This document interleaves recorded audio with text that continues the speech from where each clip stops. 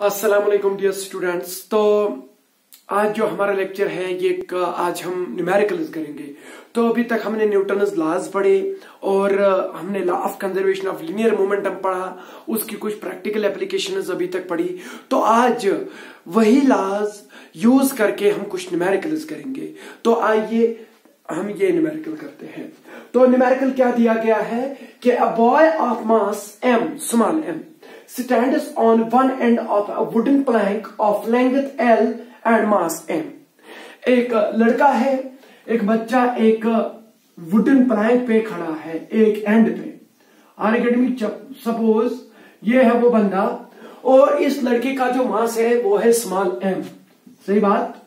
और ये जो वुडन प्लैंक है जिसपे ये खड़ा है, जिसपे ये बैठा है, उस वुडन प्लैंक का मास है कैपिटल M और इस वुडन प्लैंक की जो लेंथ है वो है कैपिटल L। इतना मैंने पढ़ा है और उतना ही लिखा उधर, ठीक है। ये वुडन प्लैंक है, समझ में आ रहा है। और ये बॉय जो है इसके एक एंड पे खड़ा है। The plank is floating on A water, और ये जो प्लैंक है ये पानी पे तैरता है, ठीक है। The plank is floating on the water. If the boy walks from one end of the plank to other end at a constant speed, the resulting displacement of the plank is। तो ये चार option दिए गए हैं, m l by m, m l by m, मगर here it is small m by capital M, here it is capital M by small m, और एक और ऑप्शन है m l by m plus m, और एक और option है m l by m minus m। These are the four options, और आपने ये देखना है कि इसमें कौन सा सही रहेगा। क्वेश्चन क्या कह रहा है कि एक बंदा है वो एक वुडन प्लैंक पे एक एंड पे खड़ा है और उस बच्चे का जो मास है, उस बंदे का जो मास है वो m है, और जो वुडन प्लैंक है इसका मास कैपिटल M है, और इस वुडन प्लैंक की जो लेंथ है वो L है। ये पानी पे तैर रहा है, कौन? Wooden plank. अब ये बच्चा क्या कर रहा है, जो इसके वन एंड पे है ये दूसरे एंड की और इसी वुडन प्लैंक पे जा रहा है। Are you getting me? तो चाहे ये इस पे फोर्स अप्लाई कर रहा हो मगर नेट एक्सटर्नल फोर्स जो है वो तो नहीं लग रहा है ना। ये बच्चा और ये प्लैंक, ये बच्चा और ये प्लैंक, ये एक सिस्टम बनाता है। यहां पर बॉय और प्लैंक, जो हमारे पास जो सिस्टम है वो बॉय प्लस प्लैंक सिस्टम है, और ये सिस्टम आपके पास कौन सा सिस्टम है? आइसोलेटेड सिस्टम, क्योंकि इस सिस्टम पे नेट एक्सटर्नल फोर्स जीरो है। तो आपको पता है कि नेट एक्सटर्नल फोर्स जिस सिस्टम पे जीरो होता है वो आइसोलेटेड सिस्टम होता है, और आइसोलेटेड सिस्टम में हमेशा law of conservation of linear momentum satisfy होता है। तो इसका मतलब ये कि जब ये बच्चा, ये बोल रहा है कि ये बच्चा अब एक एंड से लेके दूसरे एंड की ओर जा रहा है, आर यू गेटिंग मी? मगर मुझे एक बात बताओ, अभी ये बच्चा नहीं जा रहा है, अभी ये बच्चा चलने से पहले मुझे बता इस सिस्टम का, इस बॉय एंड प्लैंक सिस्टम का टोटल मोमेंटम क्या था? प्लैंक भी रेस्ट में था और ये जो बॉय है ये भी रेस्ट में था। Are you getting me? So net momentum before the movement of the, या before the walking of a boy और द प्लैंक, चलने से पहले ये पूरा सिस्टम किस में था? रेस्ट में। तो इनिशियल मोमेंटम क्या होगा? Initial momentum of this system, कौन सा system? Wooden plank and boy system is equal to zero because both are at rest. और फाइनल मोमेंटम जब ये बच्चा चलेगा इसके ऊपर तब भी मोमेंटम जीरो ही रहना चाहिए, because this boy and plank system forms an isolated system, सही बात। तो यहां पर मोमेंटम कंजर्व रहेगा, तो वो चीज अप्लाई करके तो हमारा आंसर आ जाएगा। क्वेश्चन ये है अब कि जब ये बच्चा यहां से यहां जा रहा है, बराबर डिस्टेंस कितने ट्रेवल कर रहा है? किसके मुताबिक? इस प्लैंक के मुताबिक L डिस्टेंस कवर कर रहा है, एक एंड से लेके दूसरे एंड तक पहुंच रहा है। ये बोल रहा है कि आप हमें बताइए जो प्लैंक है ये कितना पीछे जाएगा, ये कितना जाएगा? Are you getting me? हमें पता है कि प्लैंक तो पीछे ही जाएगा। क्यों? क्योंकि इस बच्चे को अब मोमेंटम मिला किधर की ओर? चलो मैं मानता हूं कि ये बच्चा आगे की तरफ चला विद वेलोसिटी u, जो कि नहीं दिया गया है वेलोसिटी। इसने कहा कि ये आगे की तरफ कांस्टेंट स्पीड के साथ जा रहा है इस प्लैंक के ऊपर। तो मैं कह रहा हूं कि चलो इस बच्चे की स्पीड या वेलोसिटी जो है आगे की तरफ रखेंगे, वो कितनी रखी u। तो फिर आपको पता है कि जब भी एक बॉडी मोशन में आती है तो उसका मोमेंटम होता है, तो इस बच्चे का फिर मोमेंटम होगा किधर की तरफ, आगे की तरफ। और मगर नेट मोमेंटम कितना निकलना चाहिए, 0, क्योंकि this forms an isolated system. अगर बच्चे का मोमेंटम आगे की ओर है तो ये जो प्लैंक है इसका मोमेंटम पीछे की ओर होना चाहिए और वो इसके बराबर होना चाहिए। क्यों? क्योंकि नेट मोमेंटम आफ्टर वॉकिंग वो भी 0 होना चाहिए। सो वो चीज करेंगे हम। पहले इस बच्चे को वेलोसिटी कितनी दे दी हमने, u, किधर की तरफ, आगे की तरफ। और ये जो प्लैंक है, चलो ये मैं मानता हूं ये वेलोसिटी v से पीछे की ओर जा रहा है।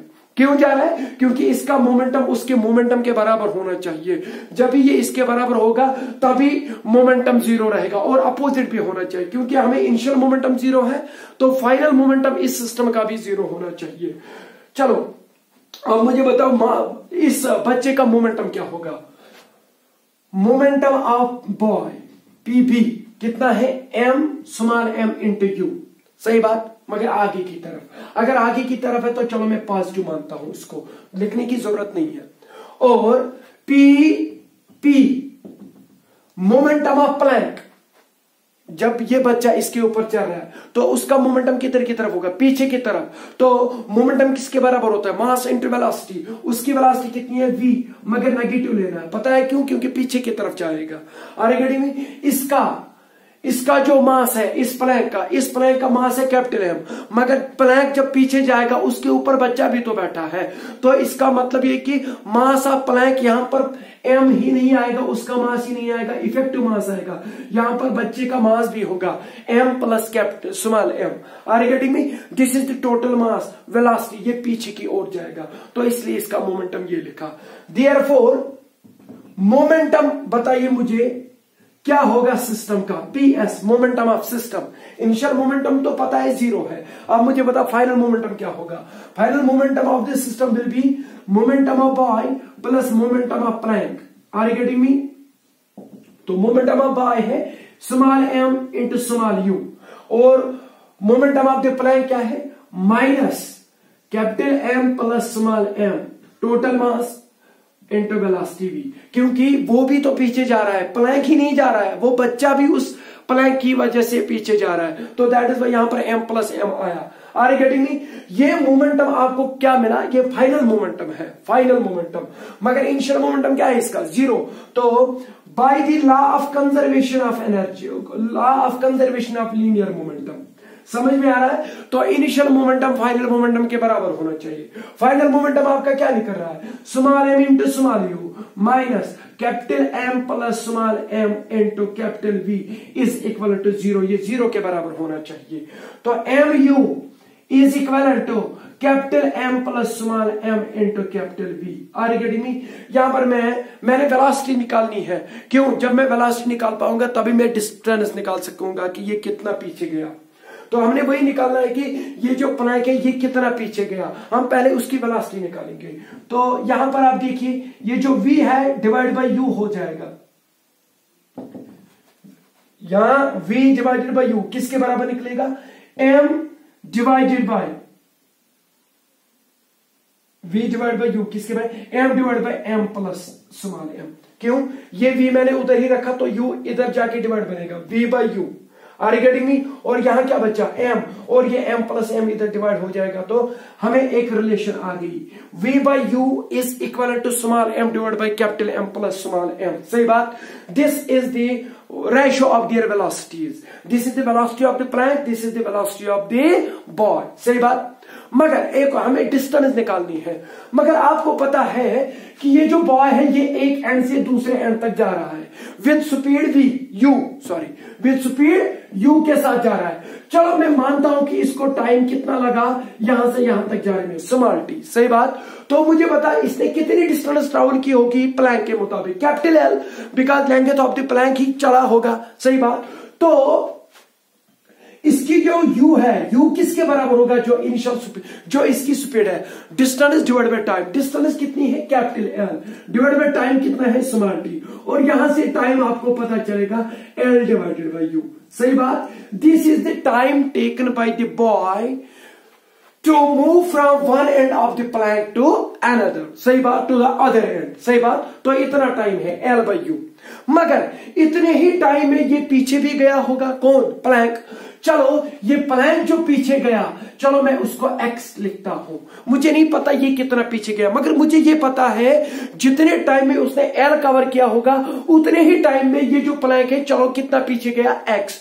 तो इसकी वेलोसिटी किसके बराबर, v। v आपको पता है डिस्टेंस, डिस्टेंस कितने ट्रेवल की इस प्लैंक ने, x। कितने टाइम में, उसी टाइम में। तो यहां से t किसके बराबर निकलेगा, x by v। Are you getting me? This is the time taken by the plank to move backwards, and the same time is taken by the boy while going from one end to other end, and that is L by U। ये वही t है और ये भी वही t है, इनको equate कर दो। यहां से आपको x by v is equal to L by U आ जाएगा। डू यू नो वाई, क्यों? क्योंकि इसके पीछे रीजन ये कि उतने ही टाइम में ये भी पीछे चला होगा और ये आगे गया होगा। सही बात। तो यहां पर हमने क्या निकाला, v by u। तो यहां पर एक और इक्वेशन आ जाएगी, v by u किसके बराबर होगा। तो यहां पर v इधर जाएगा, u तो उधर ही रहेगा, ये बनेगा x by l। Where x क्या है, x is the displacement of the plank, पीछे की ओर वो गया। L is the displacement of the boy with respect to the plank, वो तो उतना ही चला जितना प्लैंक है। प्लैंक की लेंथ कितनी है, L।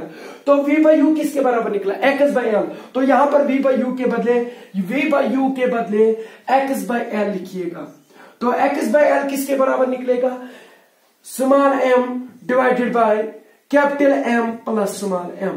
मगर हमें x चाहिए, ये जो x आपको निकलेगा ये निकलेगा m divide by capital M plus small m into ये l, इसको मल्टीप्लाई हो जाएगा कैपिटल L।